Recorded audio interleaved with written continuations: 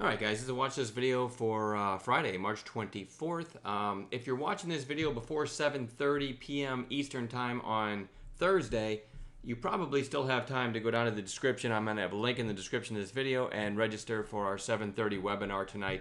We're going to be talking about holding and hoping, free virtual scotch. I'm going to give show some examples of an actual bottom feeding tip. If you want to learn how to intraday bottom feed, I kind of got a tip that I'm going to show you at the end of the webinar on something I use when I'm bottom feeding on an intraday basis. I'm not a big reversal player, but when I play them, this tip should really help you.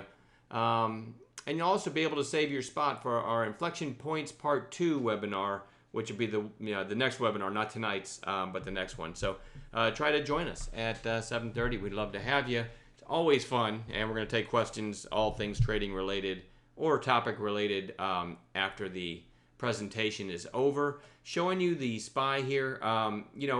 It was kind of choppy today. Let's go look at 5-minute candles. You can see, okay, it grinded higher and then kind of flagged at the highs, and then all of a sudden healthcare news started coming out, like the vote's not going to pass, Trump care, whatever you want to call it, and it ended the day pretty weak.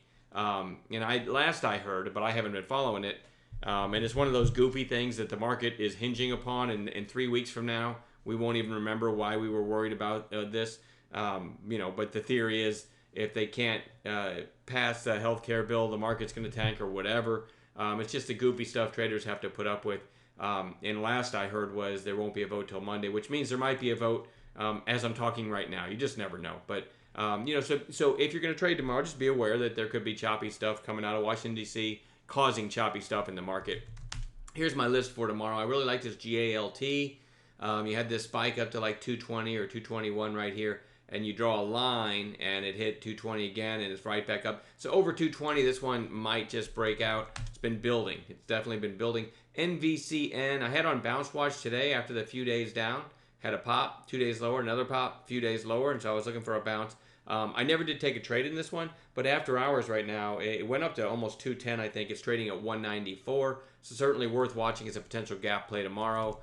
I saw somebody on Twitter post something about NVCN or maybe HTGM, maybe both, that they said something like some newsletters are in these things, so they're kind of propping it up. And I sort of assume newsletters means like chat rooms like mine. I don't know, but I would say if there's any kind of chat room or stock caller that you follow and they're having you hold stuff like PULM or HTGM or NVCN overnight, anything, man, these things you can wake up and they'll be 50 cents. I joke around, I don't even hold my wife overnight, but man, I would never hold one of these things overnight because they love to brag, say, oh, we had our members in this, if it opens at $4 tomorrow, right?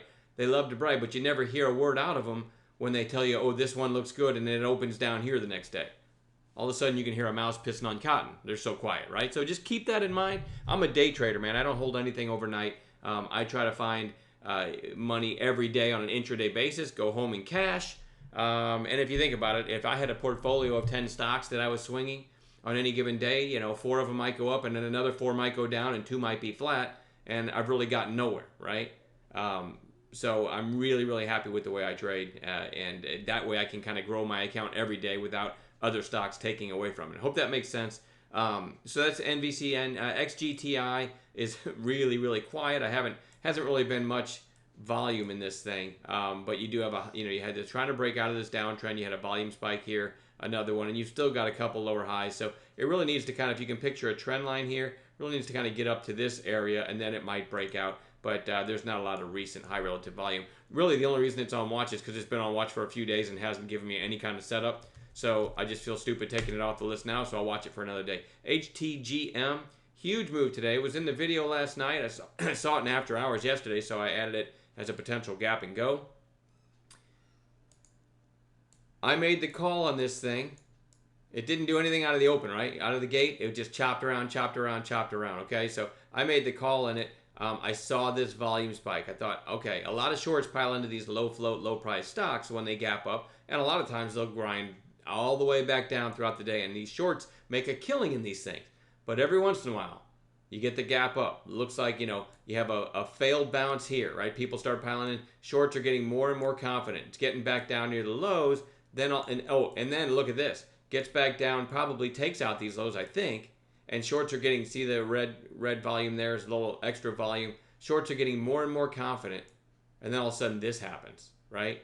So the only way these shorts are going to get out of it is by buying it back. I called this long on this spike. It was basically 320. I jumped on the mic, said I like this right in this area. Worst case stop's going to go below this volume candle, so it would have been like 304. We got long around 320, and look what happens.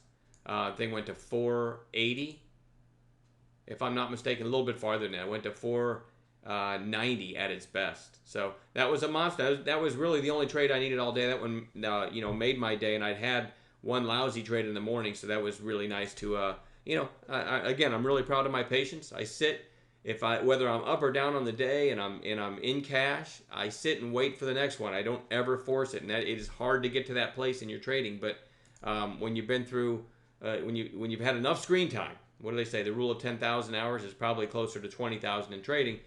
You start to learn to be patient, wait for your setups. Having said all that, HTGM, closed well off its highs, but also well off its lows, so it goes back on watch tomorrow. Massive volume, 43 million shares today. AUPH, you had this big move, the secondary offering, and then this kind of weird-looking 4 red days in a row, and then you had a secondary pop, and you're kind of getting this repeated right here. That doesn't mean it's going to go back up, but I want to watch it for a turn back up with a proper setup. TGTX was on bounce watch today. It did come down and touch the 20-day. A little bit of a bottoming tail, goes back on bounce watch for tomorrow. PULM, you've got a couple red days after this massive run. Good time to start watching it for a turn back up. And then lastly, I got MVIS, which had a big breakout here. Now we're 3 days lower on declining volume. I generally like to see it get down below the 8-day or at least to the 8-day. But anyway, it's worth watching for a turn back up tomorrow. Remember the sketchiness out there right now, and really pick your battles when you take a trade. And hope to see you in the webinar tonight. If you're watching this after 7:30 on Thursday night, then I won't see you. But we'll see everybody tomorrow.